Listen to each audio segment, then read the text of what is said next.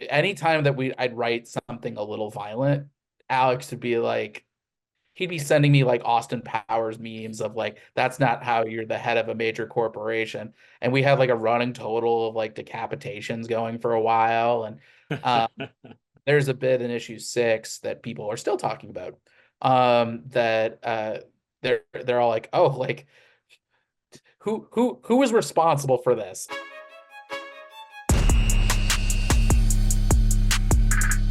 Okay, I'd like to welcome to the Comix Asylum Podcast award-winning writer extraordinaire, David Pepose. He is currently dropping some serious action on Space Ghost, and he has his own project, The Devil That Wears My Face, and we're going to get into those. And welcome to the podcast.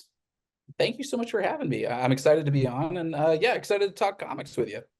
Perfect. So let's start out with The Devil That Wears My Face. I've had a chance to, I think I'm on issue 5, halfway through 5, and I'm blown away. It's like blood, more blood, bit of The Exorcist, a bit of the Count of Monte Yeah. Cristo, some John Woo face off from like the 1800s, 1700s. Tell us Yeah. about The Devil That Wears My Face. Boy, with an intro like that, how do I top that?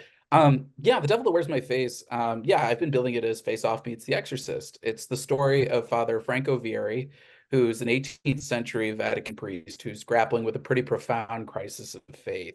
And his superiors send him to Spain to perform an exorcism on the son of a Spanish nobleman, and the ritual backfires. And so Vieri finds himself trapped in this stranger's body, while Vieri's body has been hijacked by the biblical demon known as Legion, who returns to the Vatican to wreak havoc. So it's a little bit of a game of cat and mouse as Vieri has to escape this dungeon that he's been locked in, and go back to the Vatican to try to get his body back before Legion burns the Vatican to the ground. So it's been a really fun book, and I don't want to spoil. I don't want to spoil too much. When you said you were like, oh, I'm halfway through issue 5, I was like, oh man, I wait till you get to issue 6. We've got a real big twist on that and the whole series that we've been leaving little breadcrumbs in some of the previous issues for. But yes, it'll hit you like a truck. I think it really kind of like explains a lot about Vieri and his backstory and why he's sort of feeling this crisis of faith at this time in his life. And yeah, and I think it's something that's very personal to me and sort of was kind of my through line in being able to write this book. So I don't want to spoil too much for you, but yeah, when you read issue 6, drop me a line. Let me know what you thought, I because definitely will. that's a twist that's been, boy, it's been 2.5 years in the making, I think, at this point. That book has been in production for a long time, or has been in the works, I should say. I wrote it around, I had just gotten Savage Avengers over at Marvel, when Mad Cave approached me about doing a creator-owned series or doing an original series.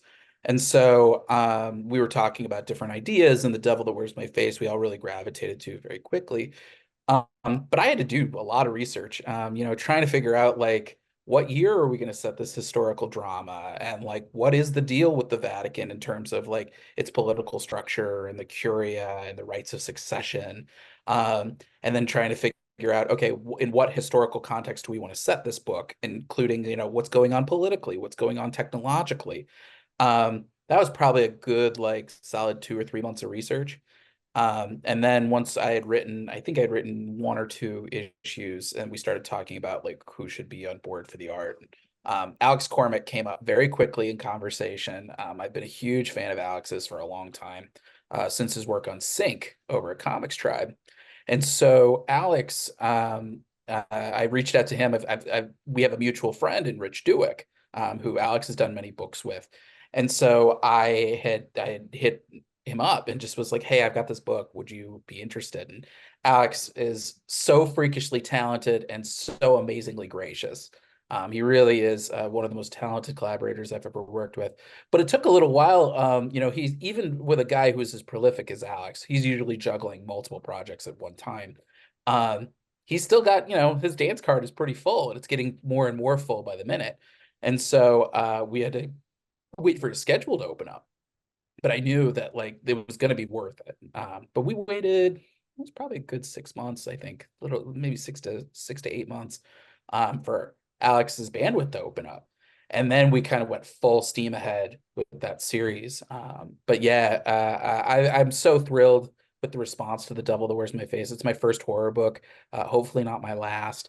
And yeah, and just also getting to have that experience collaborating with Alex. I consider him a friend, and we're already talking about like our next project together. So yeah, stay tuned. The Pepose Cormac train does not stop.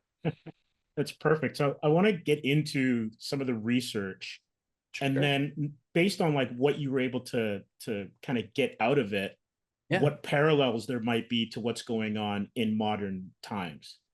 So what was that sure. like? Boy, well, doing the research for all of it, um, I read up on every single pope, just to kind of get a sense of like, okay, when do I want to set this? And I knew very quickly I didn't want to set this in the modern era because once you're doing sort of a body swap story, which was really kind of the main conceit that I wanted to pursue, once you start doing it in the modern era, particularly in the era of the internet and cell phones and biometric security, it gets a little tougher to kind of have that kind of cat and mouse intrigue. Whereas for me, I think the appeal of those sorts of stories is it's sort of you have a character in one context and then you kind of rip them out of it and they're suddenly very unfamiliar and they're kind of having to fake it until they make it in this new context. Um, so I read up on every single pope, and it was Pope Clementi, um, the seventh. I did write this a couple years ago, but he was actually blind and bedridden. I'm looking him up right now because I should know this by now. It was Pope Clementi the 12th. Sorry, not his XII. But he was blind and bedridden, like towards the end of his career, through a decent chunk of it actually. So that was real. Like we put that into the actual book, and that was during a time where the Vatican's finances were like kind of in the toilet, and it struck me as like the perfect metaphor for like a church in decline, and like it's sort of it feels like a powder keg, and it's perfect for just one match in the form of Legion to kind of spark the whole thing. But I learned a lot about things like the Curia, which is kind of the inner circle of the Vatican. It's the Pope's inner circle, and so it's things like the head of the College of Cardinals, back in the day, the head of the Inquisition, the head of the Secretary of State, and a few other sort of high-ranking cardinals. And I thought, oh, that was kind of a cool idea. Like you can kind of have Legion kind of making his way through the Curia, but they're all kind of different factions, and you see the political backbiting that goes on back there. One thing that actually really helped, and I know it's not like hard research, but I watched The Young Pope and with Jude Law, and that really kind of opened my eyes. That was really like a very helpful through line for me. I was like, oh, it was a good reminder that um, while often we're kind of conditioned to see clergymen as like infallible and as sort of oh, they're answering to a higher power, they're part of a higher calling. They're very much human beings. They very much have their own political aspirations. They some of them like each other, some of them don't. And so I thought that was really useful for me in terms of tackling this project and really kind of digging into the human side of the Roman Church. So yeah, I'm trying to think what else really stood out. I watched a lot of exorcism movies as well because I think for me Yeah. the most fun I had with the research was kind of figuring out, okay, you've got this iconography behind demonic possession, and that kind of has its own set of rules in the same way that like pop culture has given rules to vampires and werewolves. And for me, I was kind of like, okay, these are things that you see for demonic possession, things like, I don't know, like holy water or prayer. Um, things like how do pentagrams play into it. And so I said, okay, how do I kind of build up sort of the rules of exorcism in the context of our book, and then how do I reverse them in the case of Vieri? um very quickly I realized if I was going to have a demon inside the body of a priest, I had to answer, why doesn't that demon just spontaneously combust the moment they walk into a church? And so we get into that in our second issue of the book. um sort of Legion has all of the advantages and none of the weaknesses in Vieri's body, while Vieri is sort of given an extra handicap, being trapped in somebody else's body. So yeah, but I did a lot of research, just a lot of reading up on just like what the evolution of the Catholic Church has been in the Vatican, because they really were not just a religious entity the way that we see them today, but it was very much a political entity, figuring out kind of which countries they were allying with at any one time and whether they were backing the right horse, and sometimes they were and sometimes they weren't. And the times that they backed the wrong horse, like the guy who came out on top would remember that, and would make things hard on the Vatican. And so I thought it was really interesting, and I think kind of speaks to, it felt like kind of the mirror image of my book Scout's Honor, which I wrote at Aftershock a few years back, where that was sort of about a true believer in a post-apocalyptic Boy Scout cult, inspired by the Boy Scout manual, realizing like, oh, this thing I've been indoctrinated and raised in, like it's all a sham. It's sort of the reverse trajectory a little bit, where it's somebody, rather than sort of watching somebody kind of get hit with that by surprise, this is somebody who already, like, something happened and he's sort of grappling with it and just figuring out, like, does this place have any place for me? And I think that's something that's really, I think speaks to a lot of people. I think trying to write stuff about religion and faith is very tricky, because you don't want to preach to anybody. Like, I'm certainly not trying to make any statements about like, oh, here's how I think anybody should practice faith. My thinking is just that, like, faith, in certain times it can really kind of help you kind of go that extra mile. It can kind of help you get through that adversity, when nothing else can. However, there's also, these are often built by human people, like the structure of it is still, it's maintenance by human beings, whether it's a dedicated organization like the Catholic Church, or even just, individual clergymen on sort of the street level. And, bad stuff can kind of happen under that. And so I know, something my fiance, and I talked a lot about when I first met her, was she was a lapsed Catholic, and she explained to me sort of how that happened. And for me, who was not Catholic, that was really eye-opening, to kind of hear like, oh, this is sort of how you got disillusioned by all this. And so I think that was something that I think kind of fed into this book in a lot of ways, is that there are people who, I think that they are well-meaning and do get something out of this, but there's a lot of bad stuff that also happens in the shadows, sort of under the auspices of this higher power, this higher calling. And I thought that was it's been an interesting dichotomy that I didn't expect to kind of revisit. I didn't really expect to visit it at all when I wrote Scout's Honor, but it's proven to be, I think it's had a lot of storytelling potential behind it. And so, yeah, it's been an interesting kind of theme that I never expected that I'd be exploring. Yeah, and it's kind of interesting that you mentioned, like how strong faith can be. Yeah. And I think that as we go through our journeys in life, you go from like being young to being old, your view or your worldview is sometimes challenged several times about several things, Yes. right? And that happens Yep. with Vieri, Yep. and a lot of people in The Devil Wears My Face. Yeah. And so it's that, I guess, that struggle when you have to kind of Yeah. pull away from the doctrine and see where Yep. you fit within Yep. whatever that construct is. It could be work, it could be family, it could be Yep. your favorite sports team, like whatever it is that you hold dear. Yeah. It's that struggle that we all face. You should be my PR guy. That's exactly, I mean, you're saying it better than I could myself. I think that's dead on. And I do think that speaks to a lot of things that's happened to me in my own life. I mean, I talked about it a lot when I wrote Scout's Honor, but I grew up in the Midwest. I was raised in a fairly conservative like household in the Midwest. And it wasn't until I went to college that I kind of realized like, oh, like it felt like the rug had sort of been pulled from underneath me, where all these things that I did believe, where I, like I'm pro-choice, I'm pro-gun control, I'm pro having a social safety net, because God forbid, like there, but for the grace of God go I.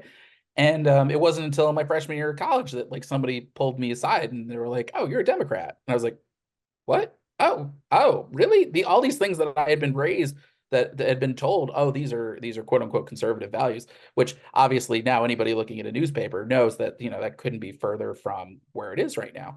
Um, so I do think that that experience has certainly colored the way that I write, particularly the way that you phrased it, where it's sort of when your assumptions and your worldview are being challenged, and sort of and not only being challenged, but sort of being challenged by just sort of this like inescapable fact.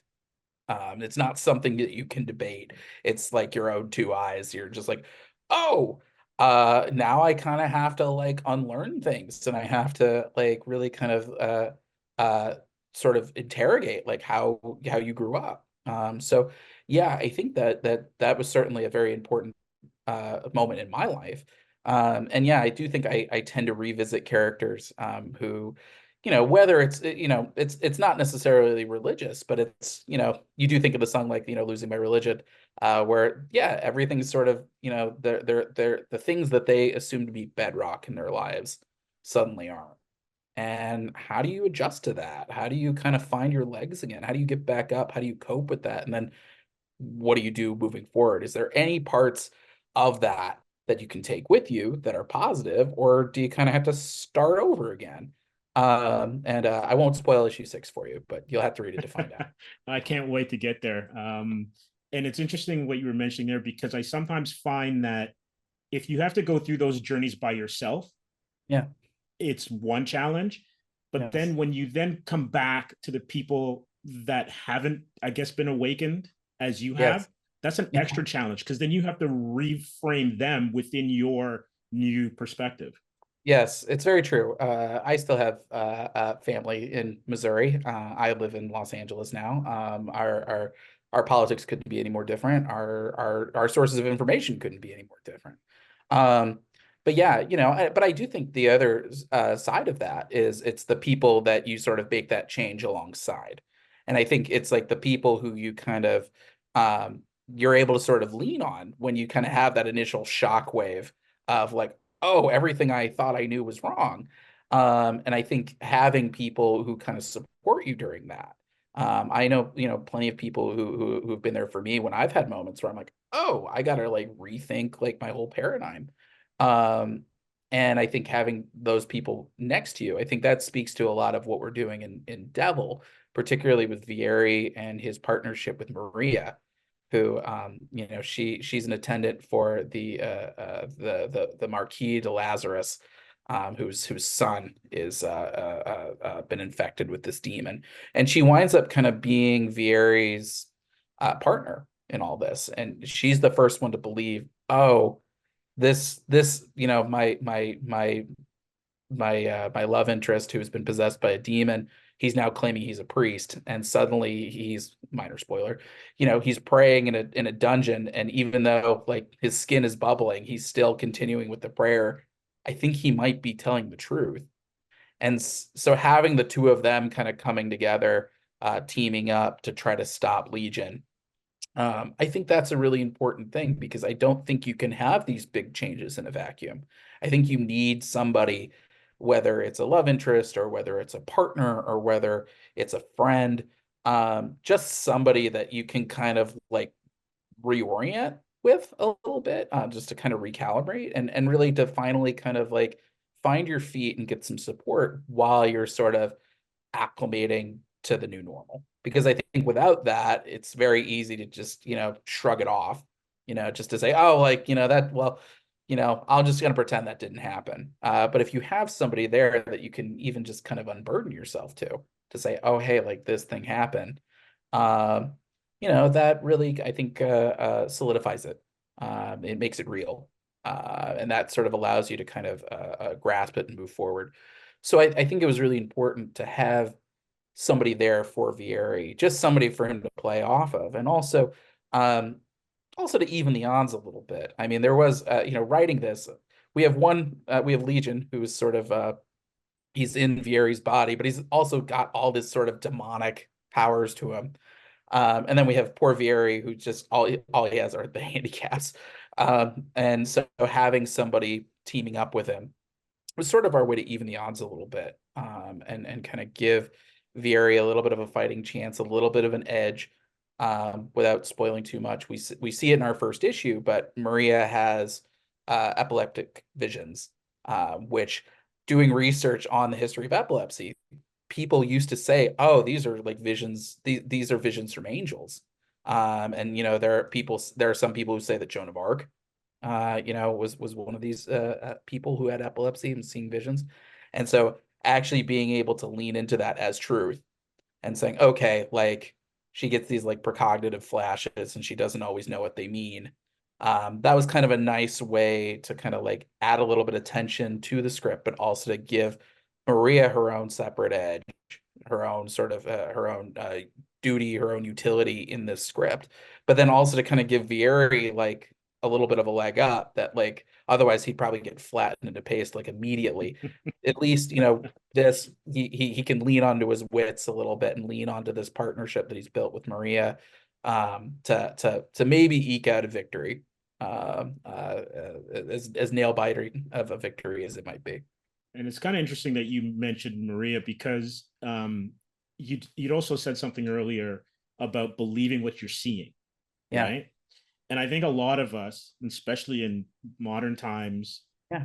we tend to dull what's actually going on around us Sure. by social media, the clothes we wear, whatever swag or whatever bag you're chasing, right? Yeah.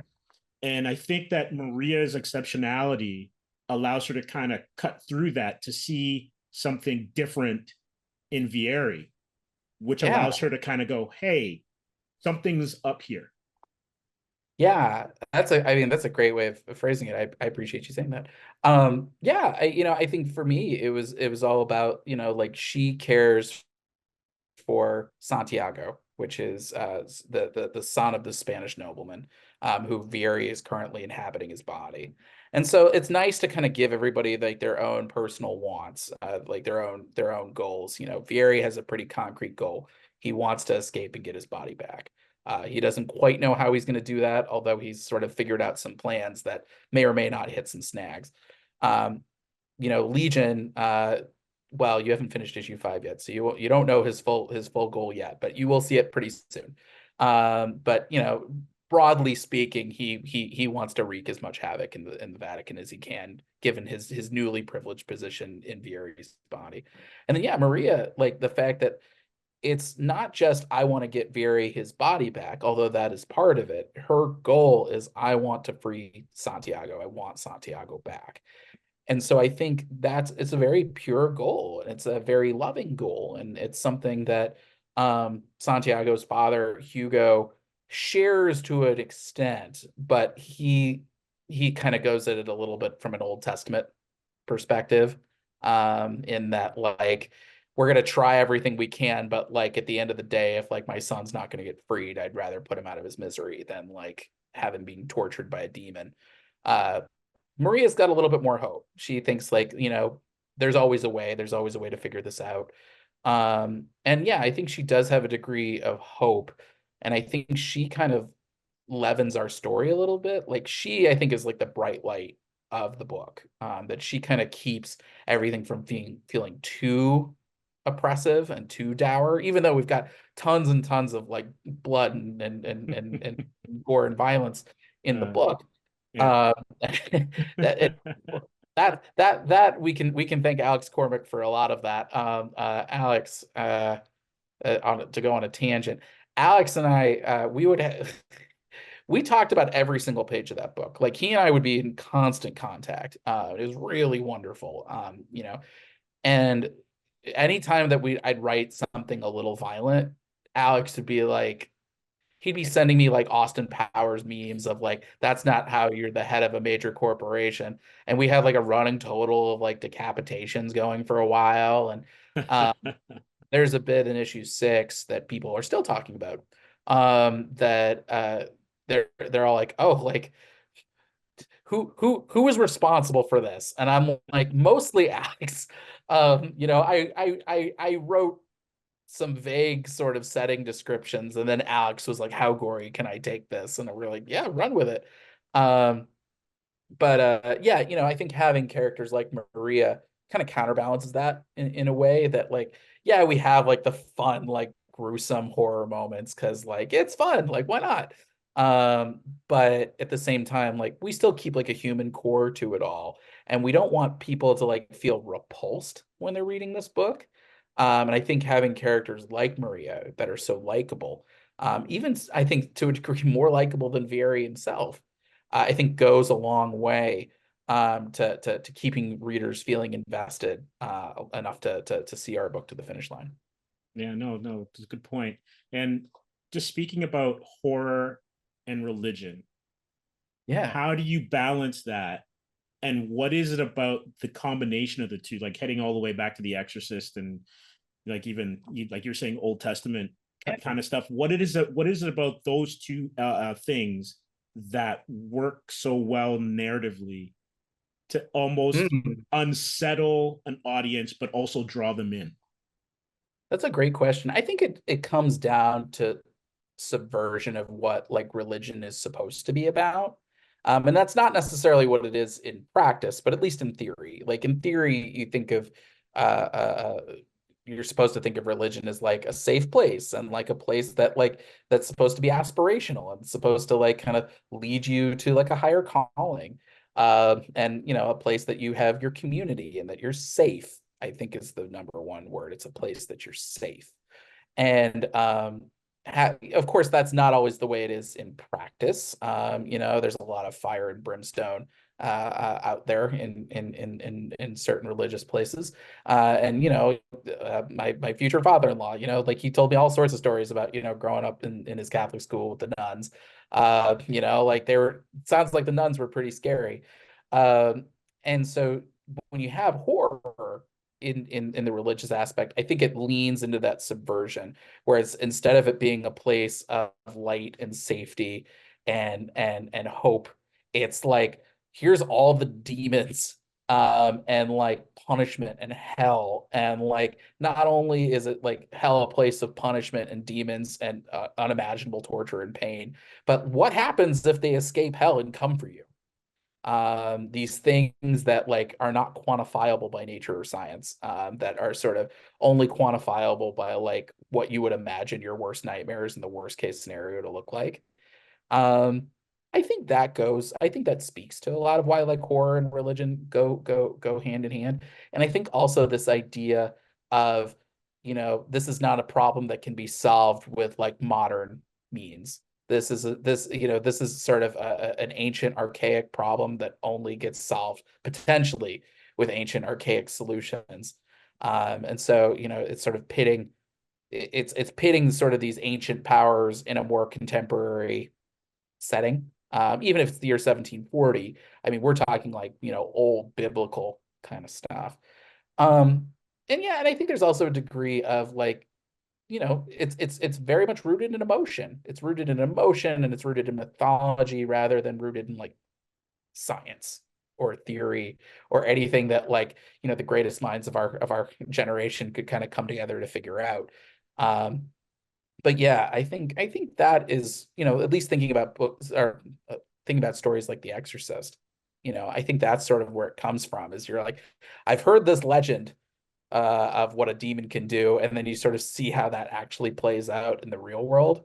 And that's like frightening. That's horrifying. I think also for me, the reason, so I don't know, I didn't tackle this book explicitly thinking I was going to go for a religious book, or a book that tackled religion. I think that actually kind of came later in the process. For me, the way I approached Devil, I wanted to do a body swap book. That was like my first and foremost. Every time I do a book, I have like a bucket list of things I want to do. And every time I finish a book, I check one or two things off, and I usually wind up with like five more things. Just like, what did I watch recently? Or like, did somebody do something cool that I'm like, oh, I'm jealous. Like, that was a really cool conceit. How do I use that in my own work? Face Off's one of my favorite movies. I love that movie. It's over the top, but also like watching Nicolas Cage and John Travolta both try to outact each other, but also then try to act as one another. Like, Yeah. I mean, I still think it's one of John Travolta's best roles. Watching him try to be Nicolas Cage, I was like, yeah, that works. And the And I perfect like, director, not to interrupt you, and the perfect yeah, director for those two yeah, guys with how stylistic Wu is. Perfect. yes. Literally, I was just rewatching Mission Impossible 2 the other day because that's my other comfort movie. I was 14 when that came out, and I was like the Right. perfect. My lizard brain like grew around that movie. Um, but I love these body swap stories because, like I said, it's a real cat and mouse kind of thing. One of them, it's about two people that are ripped from their context, and one of them is usually like, "Yeah, all right, let's take advantage of this," and the other one is like, "Oh my God, get me out." And sort of watching them try to one up each other is like always something that's kind of fun. And then sometimes, watching these characters sometimes the mask slips and they sort of they upend expectations in that particular context, and sometimes somebody winds up kind of like pretending a little too well, and they're like, oh, I get it, like I suddenly understand why this bad person like kind of liked this squalor that they were in. So I wanted to do something in that vein. And I also wanted to do a horror book. I had never done like a full-length horror thing before. I had done a couple of anthology shorts in the horror vein, but and so I'd been thinking for a while, like, okay, how do we do like a body swap story that hasn't been done? And it was once I started talking with Mad Cave that like kind of the light bulb went off. It's like, oh, if you do the supernatural version of this, that's something that hasn't really been done, and doing that through the like not just demonic possession, but it's demonic possession gone wrong, that the thing backfired and suddenly like everybody's swapped. I was like, nobody's done that before. um and so the fact that Mad Cave was so generous with us going for it, the fact that I was like, listen, I can do this, but like I think I need 6 issues to do it. The fact that like they didn't even blink, they're like, yeah, sure, sounds good. That's not something that most publishers do right now. A 6 issue mini is often unheard of for most publishers right now. Yeah, and the fact that they were like, oh yeah, Alex Cormack, yeah, he said we love Alex. Like, can you introduce us? Like that sort of thing. So yeah, I mean, I think that's why I love Devil so much. I think out of the original series I've done, Devil might be one of the best ones I've ever done. Just because like I don't feel like there was any compromise in that book. I feel like that book came out exactly as I'd envisioned it. Working with Alex Cormack and Justin Birch and my editors Mike Martz and Christina Harrington, who they were my editors on Scouts Honor back at Aftershock. And I've known Mike since I was in college. I interned for him when he was at DC. So yeah, it was really nice kind of having that team together and having a book that really kind of like allowed us to really swing for the fences. And I got to give Bad Cave all the credit for that they would allow us to do that and have faith in the book. So I'm very excited for people to keep reading it. I'm excited for people to rediscover the book in trade form. That's coming out in July 10th. I think that's shortly before San Diego Comic-Con. That's good timing. So yeah, I'm very excited for that. I think that's going to be a book I plan on trying to sell for a very long time. And most importantly, I wanted to do a demonic possession story so I could impress my father-in-law. So we're literally we're going to be in town like the week before the trade comes out. I may have to bother Mad Cave and be like, hey, is there any way you could slip me a copy a little bit early just so I could give it to my father-in-law because he would love it. But yeah, no, yeah, it's been a fun book. And seeing the response to it has been particularly exciting. And I want to go back to the collaborative aspect of it. Sure. Has your or did your writing change the more that you worked with Alex in terms of like, I can write this and Alex would have a ball doing this? Like, did anything kind of shift from when you started? So the way that I approach scripting and some artists love it and some artists want to throttle me, is that I tend to write pretty sparsely in terms of the direction, unless there's like some big influence that I want to draw from. Lately, what I've been doing, I think I started this on Punisher, is I will actually write every issue I turn in. I'll sort of write kind of a mission statement for that issue and kind of be like, here's sort of what I'm thinking for this issue, and here's some influences I'm drawing from this, and here's kind of the vibe that I'm shooting for. And that way I don't like bury them in like extraneous detail during the scripting stage. Some of that is for my own self-preservation. I feel like I tend to write like I would imagine people go water skiing, which is like if I linger too long, I'm gonna sink and then I'm gonna have to like drag my way back out of it. So I write panel to panel first and I write it pretty quickly. For me, what I really like is, and Alex is such a pro with this, is I tend to like to have a conversation with my artists, with my collaborators, usually during like the layout stage, the thumbnailing, just to be like, oh, hey, like, I want to give them room to kind of do their own thing, but also if there's something that like, oh, hey, could we set this thing up here? It's a lot easier, or to say, hey, like this, could we give this beat a little bit more room? We can shrink one of these other beats. And so I tend to like having that conversation with my collaborators. Um, and but what's great is that like the longer that I work with somebody, like pretty quickly we get a shorthand going. Like Alex for sure. Like Alex very quickly like was like, oh, okay, like I get exactly what David would do here. And so we kind of and same thing, my Spencer and Locke collaborator, George Santiago Jr., same thing. With by the time that we started that second volume, George already knew exactly kind of like how I would roll on things. And so it's nice when you kind of have worked with an artist long enough that you sort of learn each other's rhythms a little bit. Because it's certainly, it that way then we can kind of go back and forth, but it's usually a very much like, oh yeah, that rules, like that's cool, like yeah, run with that. But yeah, Alex in particular, I was so impressed. He and I talked a little bit about it. He comes from a background in animation, and I didn't really realize what that meant. I had never worked with somebody with that background before. But as he described it, a lot of not just working with shapes, but a lot of like body language, a lot of acting. The way that Alex would talk about, oh yeah, like, I would, make faces in my computer, or I would do I don't remember what the photo app is on his computer, but to take like reference of poses for himself and really trying to figure out like how do I add character just from the body language, just from the expressions. And I really do think that that elevates what I'm doing in a big way. Whereas like I can say like, okay, here's sort of like the vibes that I'm putting out. And then Alex kind of takes that and jumps it up in a really engaging way. And I think that kind of breathes life into the characters just as much as the design work. And I've never worked with an artist who's been, I think, as thoughtful about that sort of thing as Alex. And he's said that that came from his animation background. So yeah, he's a spectacularly talented artist. I'd say I've said he's one of the greatest horror artists of his generation. And so and I do think that the work that he did on Devil, I think, is some of the best work of his career.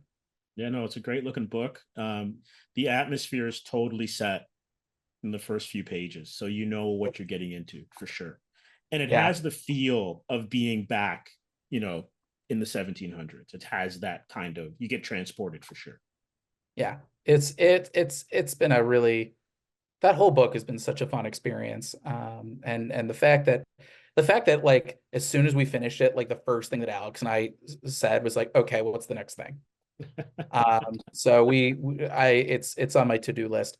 I need to turn in another script of Space Ghost and another script for Marvel, and then as soon as that's done, uh, back on it with Alex. We've got a really fun horror idea that we're very excited by.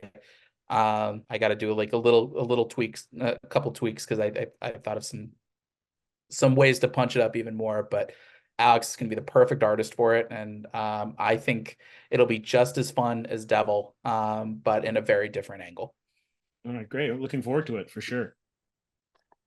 And with all the genres that you're writing, right?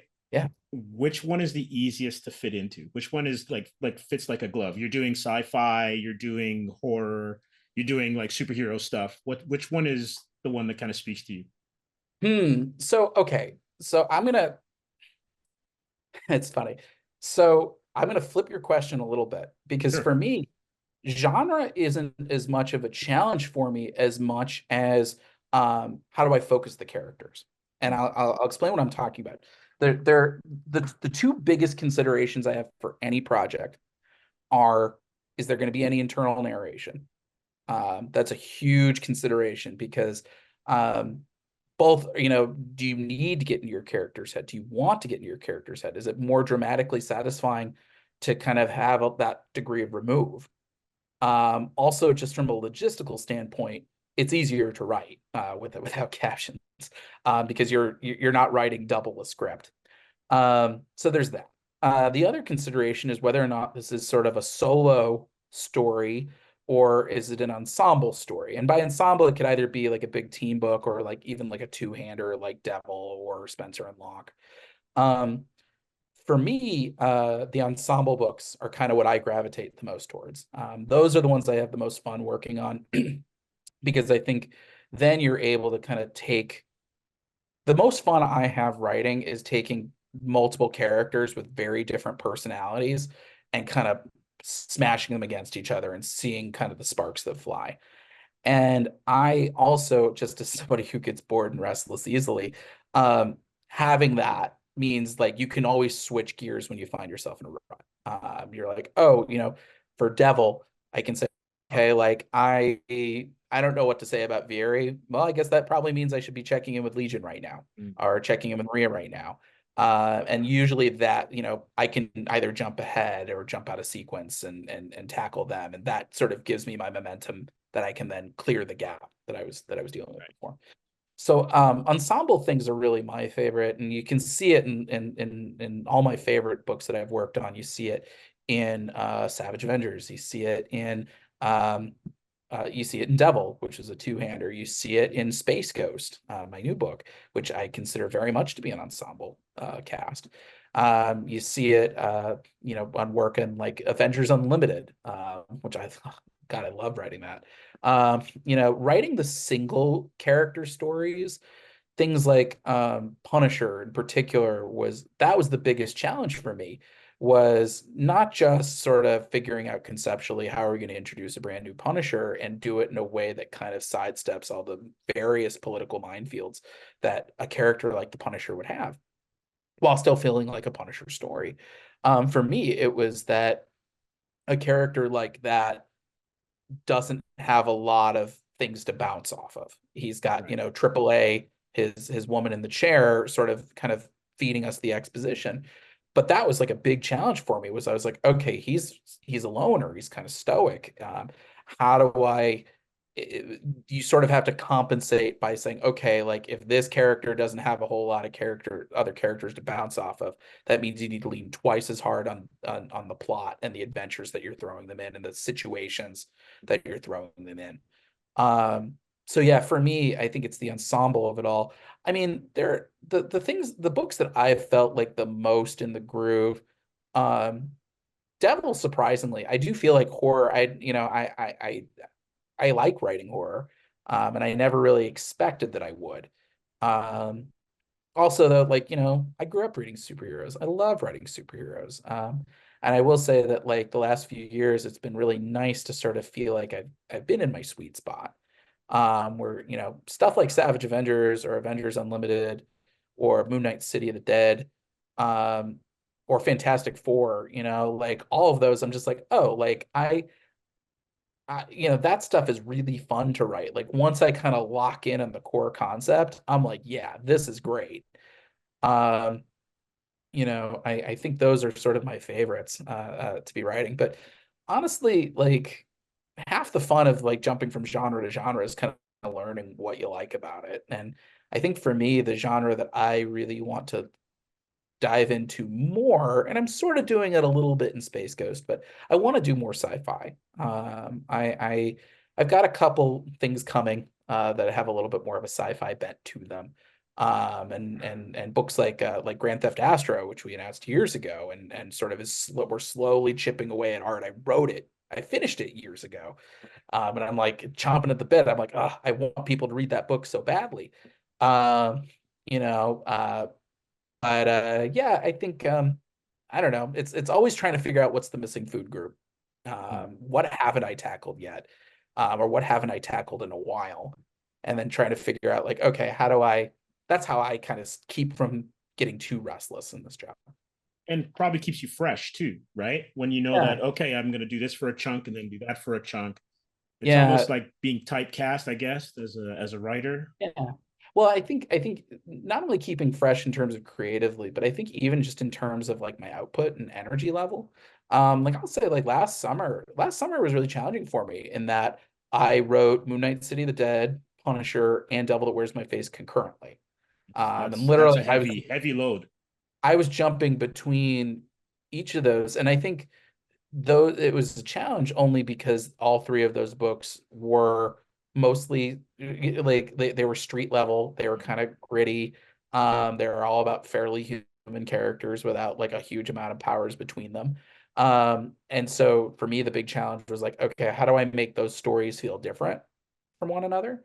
Whereas there was a time where I was juggling Savage Avengers, I think, and Fantastic Four and Avengers Unlimited. And like those three all felt very different from one another. And so and I think I did like a Moon Knight short in the middle of all that. And that was all very much like, oh yeah, these all feel very different to me. And so like they feel like different muscle groups. So I think that's ultimately my goal is just like how do I kind of make the different projects that I'm working on feel distinct from one another. Also, so I'm not leaning on any particular one set of like creative muscle groups. I can kind of, when I'm feeling tired on one, I can shift gears to the other. And nobody will know the difference. Great. And speaking of Space Ghost, how Yeah. much fun are you having on it? Like the response has been fantastic. Like Yeah. I love the first issue. Like I can see that the creative team seems to be having fun, and from the little kernels that you're dropping Yeah. on Twitter, the ride is just going to get even more fantastic. Thank you. I'm having so much fun working on Space Ghost. That book has been a really a wonderful surprise in all the best ways.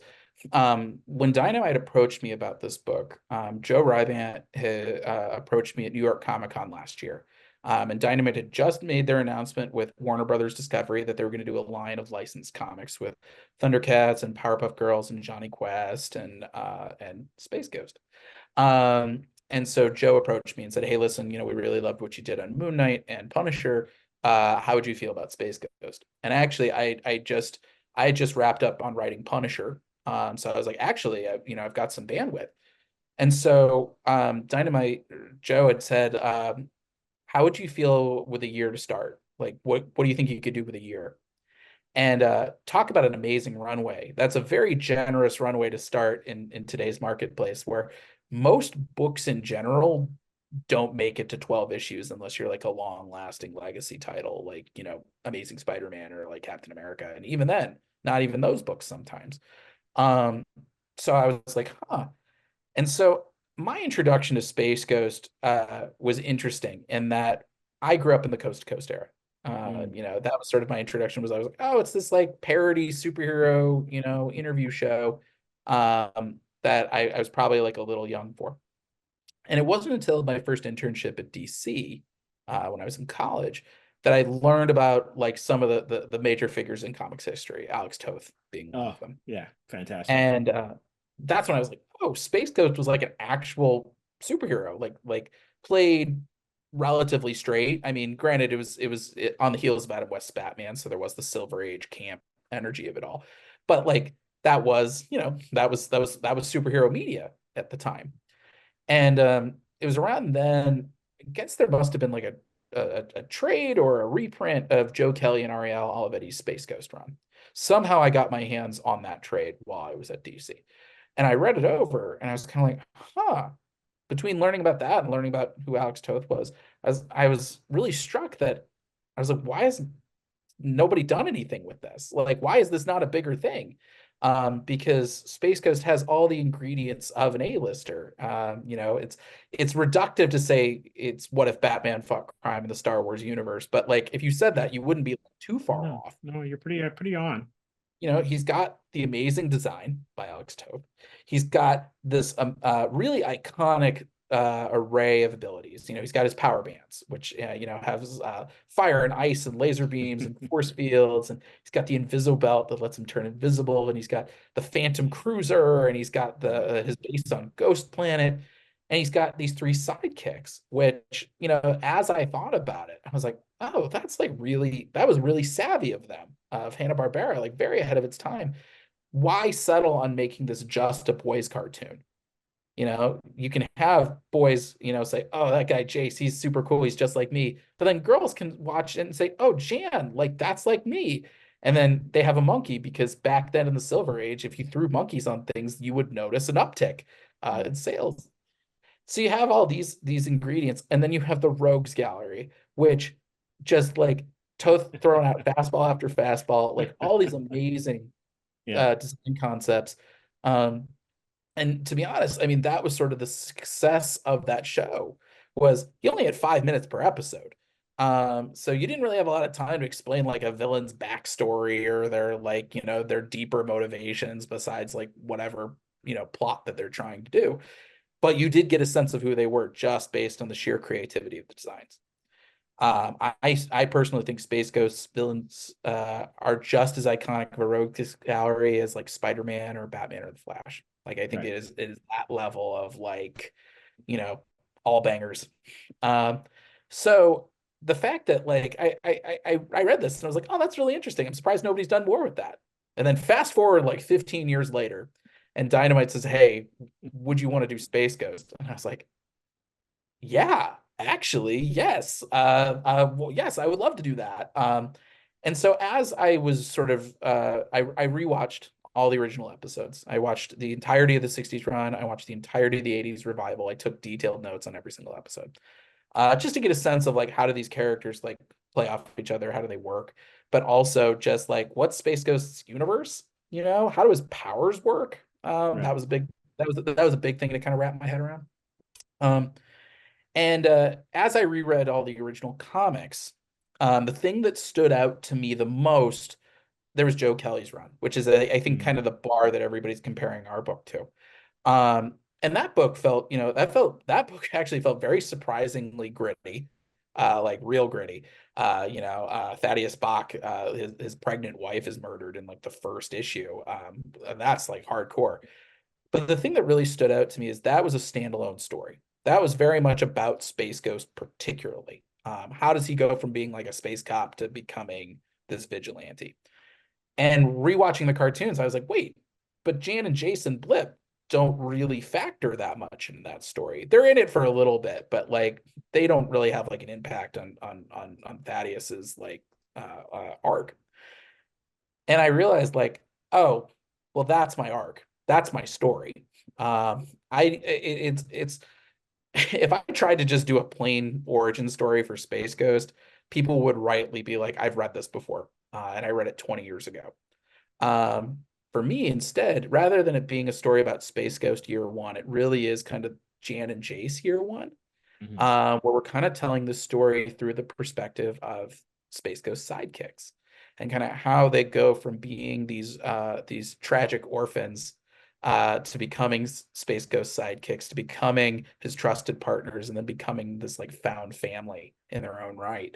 And watching how these characters who have what I would consider complementary tragedies.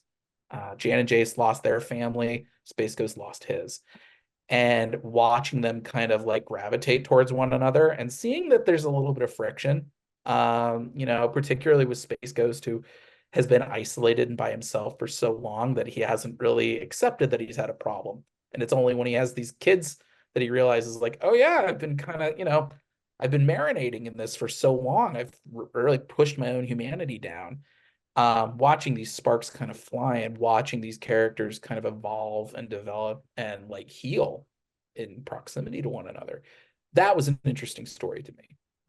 You know, something that was kind of like um, a little bit like Batman Long Halloween meets J.J. Abrams' Star Trek, Yeah. but also, and this is a little bit of a deeper cut, and maybe you read this, maybe you remember it.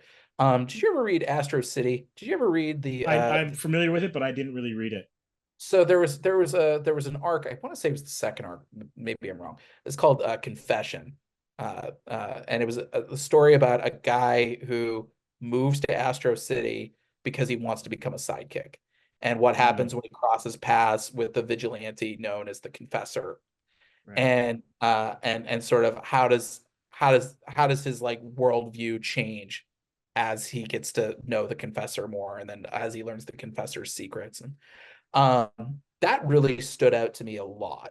This idea of like being a sidekick, like if you really dig back to like the original purpose of sidekicks in comics, it's exciting. It's escapism. It's wouldn't it be fun to like hang out with a superhero and like do cool superheroic stuff? And granted, we're not leaning so far into it that like, oh, hey, child endangerment is fun. We're Yeah. you'll see really by the end of our second issue, um, why is Space Ghost bringing these kids into the field? It's not just like for willy-nilly sake. It is considered.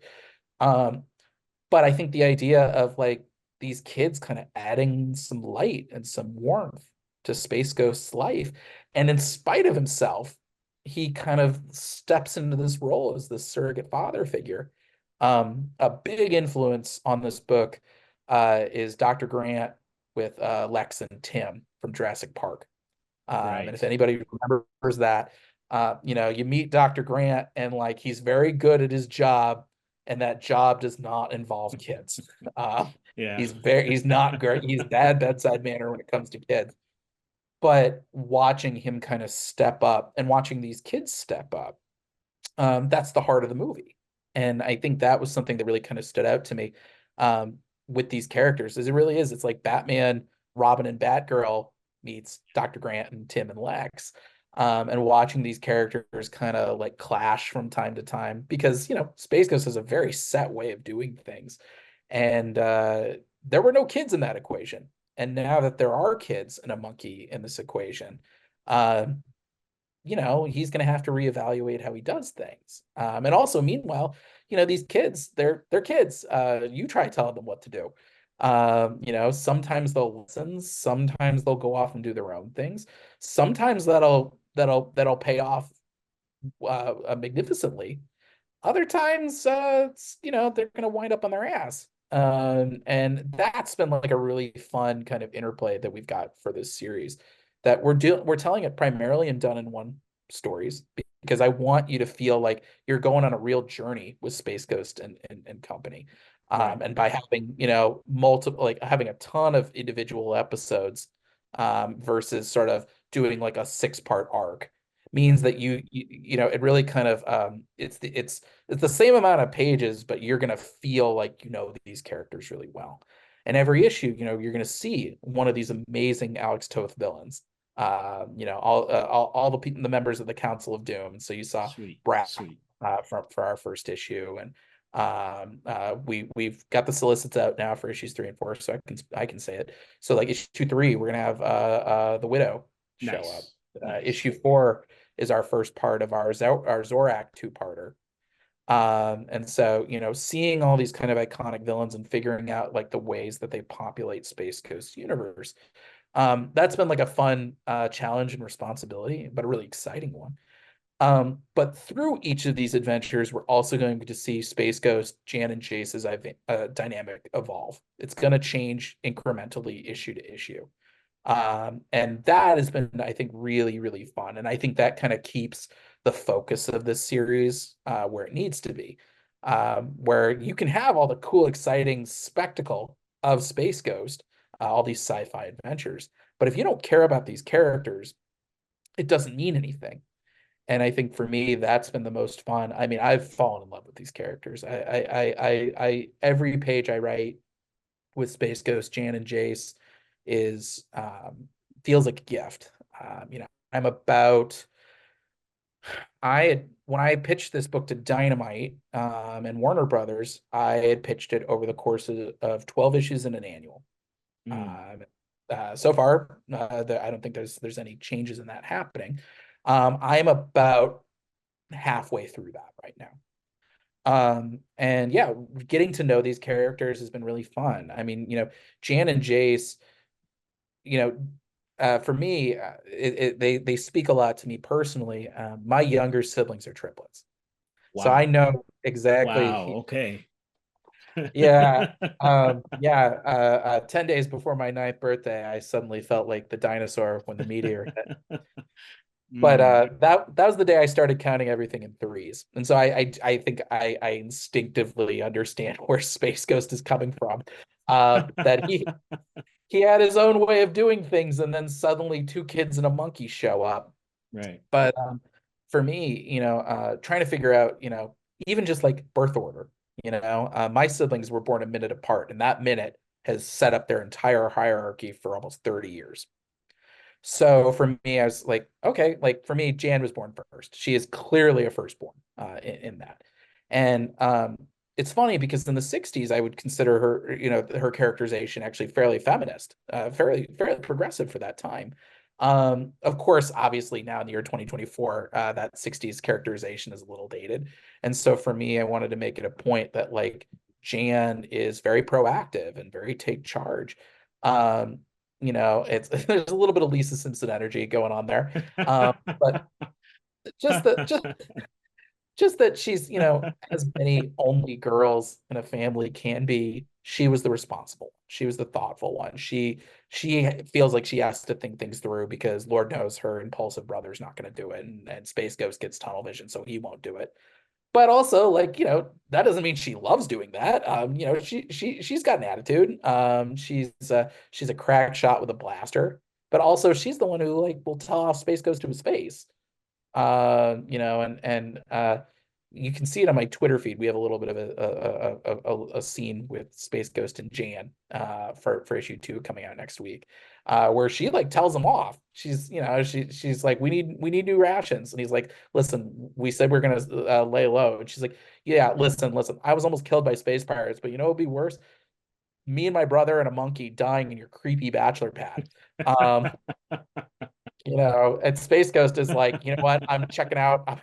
There's an asteroid field. I would much rather deal with that than like a 13-year-old girl all mad at me. Yeah, for sure. Um, whereas like Jace is like the yin to her yang.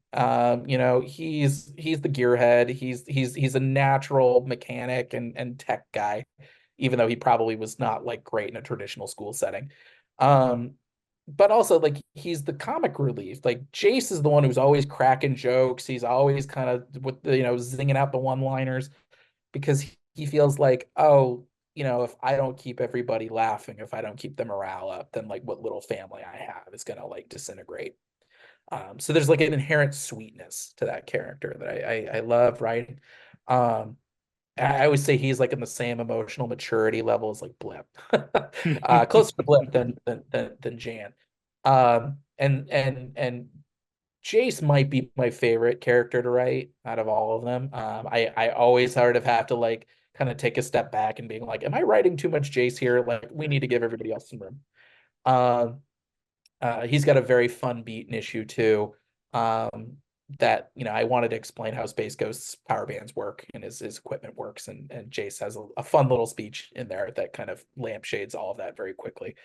Um, and watching them kind of play off of one another, and then watching this unit kind of play off Space Ghost, where Space Ghost, you know, he starts off pretty stoic, but you see even by the end of the first issue, there's this inherent nobility to him that like in a heroism that he even though he is obviously not equipped to handle children, he sees these two kids and knows they have nowhere to go and says, okay, like you're with me now.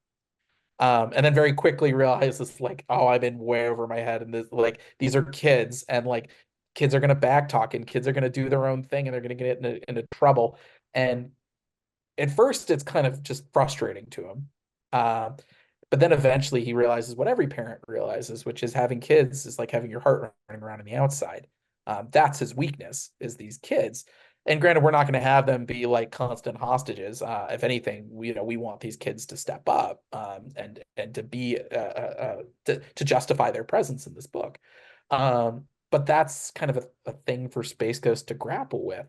So I love writing him because I see that complexity of a guy who wants to do the right thing and then realizes doing the right thing's like hard and challenging and inconvenient, and makes him a little prickly. Right. So I love that Space Ghost has like a little bit of a sense of humor that just like comes out of nowhere, and it's always at the kid's expense. Just this like perfectly aimed zinger. Um, but that's him as the ultimate single dad, and that's really Yeah. kind of the metaphor I had for him.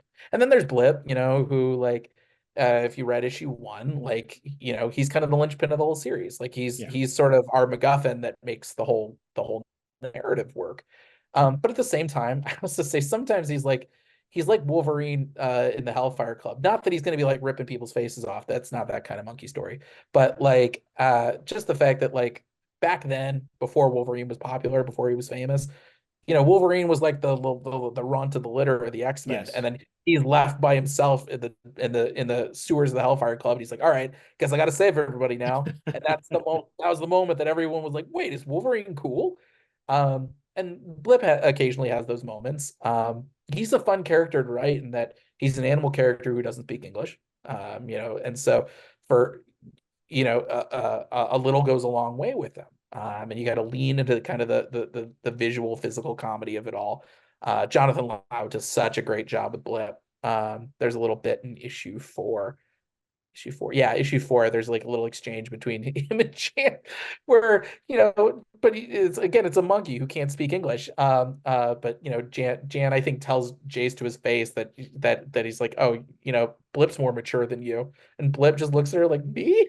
Uh, so he's a fun character. We actually, not this issue that I'm writing now, but the next issue I'm writing is a blip centric issue.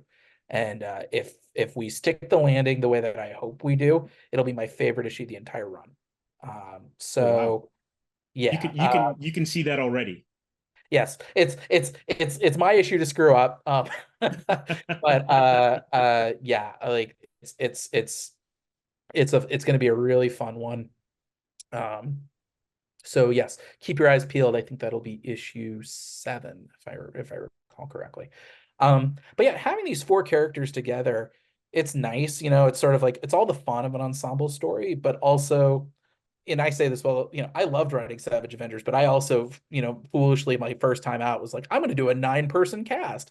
Mm. And doing like a 9-man cast in a 20-page book monthly, it's a challenge to like give them all enough page real estate to make it, worth the while. Space Ghost, it's these four characters and then whatever villain that we're using, and having that kind of 5-man kind of core group. And even then, Blip is sort of, we're not bogging anything down with dialogue with him. Um, it's a really great. It feels like the perfect kind of way to do a comic, where you have these characters. There's enough friction and enough different dynamics that you can have them all play off one another, but there's enough room that you can really kind of dig in deep into these characters. And so they're a lot of fun to write. And yeah, and getting to explore Space Ghost universe with all these different villains, it means that no two stories feel the same. It really, I talk about restlessness a lot in this interview. Um, for me, it's kind of like, okay, like I told a story about, Brack and Sisto. Great. Maybe I write a heist issue this issue. And so, we've got a heist issue with the Widow coming up next month. Or I'm like, hey, I would like to do something maybe a little bit more horror tinged. Yeah. And so our two-parter with Zorak draws a little bit of influences from various horror sources. Um, so yeah, being able to do that on an issue-to-issue basis, it's a real gift for a writer. And I think it speaks to the versatility that is Space Ghost. I think that is a character who organically is able to kind of cover a lot of ground, and it all still feels organic to the character. It doesn't feel out of place in the way that even, and I say this with all the love in the world because I love Batman, but like Batman, at his heart is a street level character to me. You've got some elevated villains like Clayface or Poison Ivy, I guess you could say. Like those are the ones with like hard powers to them. But Mhm. everybody else he's fighting is just a dude with a gadget, like he's fighting the Joker's got Joker gas, Scarecrow's got Scarecrow gas, Riddler's just, a guy with a joke or with a riddle book. Maybe Two-Face. Man Bat Yeah. might Oh yeah, be one Man of Bat. those That's right, Man elevated. Bat. Yes, yes, Yeah, yes. But like Batman, unless you kind of throw him into Justice League, and even then, like it almost feels like grandfathered in. Like Grant Morrison did, like that's Grant. yeah, Grant managed to make Batman like continue to feel a viable option in the Justice League, but in his heart, Batman is still he's in Gotham. yes, yeah, Space yeah. Ghost, he's not. It, I viewed the whole universe as Gotham, where it's a Mm, big place, and the Galactic Patrol cannot possibly cover all the angles. And space pirates and criminals see that as fair game. They're like, the Galactic Patrol can't get all of us, and that's where Space Ghost comes in. Is he's the one who closes the gap. He's the one who has fallen victim to space pirates in his past, and you'll see a little bit of that in issue 2. Um, and he wants to make sure that that doesn't happen to anybody else. And I feel like that is kind of it's an easy sort of motivation to understand. It's not one we're going to be belaboring too much. I think once you read issue 2, we're not going to be like diving too deep into Space Ghost origins again for a while. I think there's no use in looking backwards. I think looking forwards is kind of the way to do it. And I think a property like Space Ghost is so ripe for reinvention, that like honestly, I feel so lucky that I get to be the one to do it. yeah, and you're doing a great job. No, it's kind of funny the way that you just mentioned Space Ghost and then like the Yeah. territory. Yeah. He almost reminds me, and this is kind of because they don't make these anymore, but he Yeah. reminds me of like a cowboy in a way, Yeah. right? Somebody made the comparison comparing him to the Lone Ranger. And as I thought about it, I was kind of like, I do see something to that. It wasn't intentional on my part, but even actually it's funny, the very first Dynamite book that I ever read was their Lone Ranger book. Mm. Beautiful book that I really need to do a reread. I haven't read it in probably 10 years. But this idea of this character who has been sort of, fallen into tragedy, and then sort of has pushed his humanity down to adopt a whole new identity to kind of get vengeance, to bring justice to those who need it. Um, I think the thing about Space Ghost that takes it one step further is it's the kids. Yes. I think the kids are sort of I to go back to something that I've already talked about at length, but I love talking about Jan and Jace, is that you can tell a Batman story without Robin and it still feels like a Batman story. I don't think you can do that with Space Ghost. I think Space Ghost doesn't feel like Space Ghost without Jan, Jason, Blip. There's not the generational component that Batman has, where like Jason Todd just got killed with a crowbar. Well, I guess we're going to recruit a new Robin. You can't recruit a new Jace or a new Jan. They are who they are. That's literally it's their names, and for me, I think that also speaks to Batman as a character that is built to need to run, hundreds and hundreds of issues in perpetuity. Space Ghost, I don't think there isn't that pressure to do that. For us, we can really kind of tell a story with an actual beginning, middle, and end with these kids. But I think having those kids is what makes Space Ghost inherently heroic. This is something that my editor Tom Brevoort at Marvel has really instilled in me since the beginning. Is what makes a superhero a hero? It's not punching out bad guys. It's saving the little guy. And it's something that he always drills into me all the time.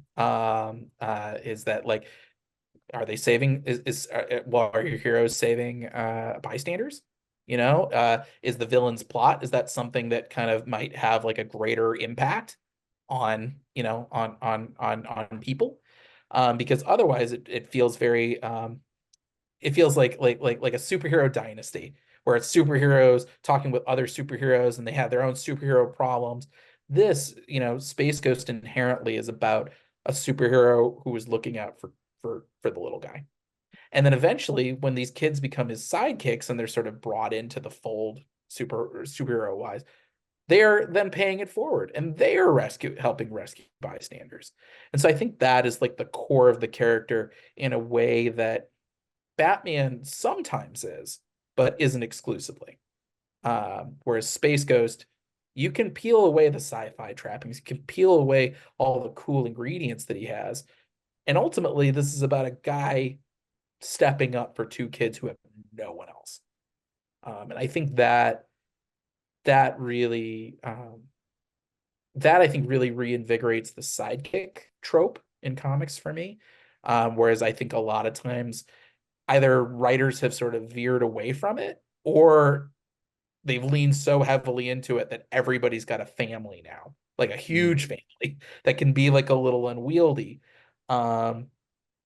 Even like Green Arrow now has as a huge supporting cast. And granted, Josh Williamson is doing a great job with it, but just like to use Green Arrow as an example, I think Space Ghost, it's sort of the best of both worlds, where it's a tight cast. It's not one that feels like overwhelming and unwieldy, but it is something that kind of shows that Space Ghost is more than just zapping bad guys with laser beams. It's always about being a hero first and foremost. Yeah, perfect. Well, David, I want to thank you for spending time with us here at the Comix Asylum Podcast. Wishing you the best of luck in everything that's going on. And where can fans get the latest from you? Sure. Well, you can follow me on Twitter, Instagram, and Blue Sky at Pepose D, or David Pepose Comics on Facebook. You can visit my website's under construction right now, but it's davidpepose.com. Or you can subscribe to my newsletter, Pep Talks, at bit.ly/pepnews.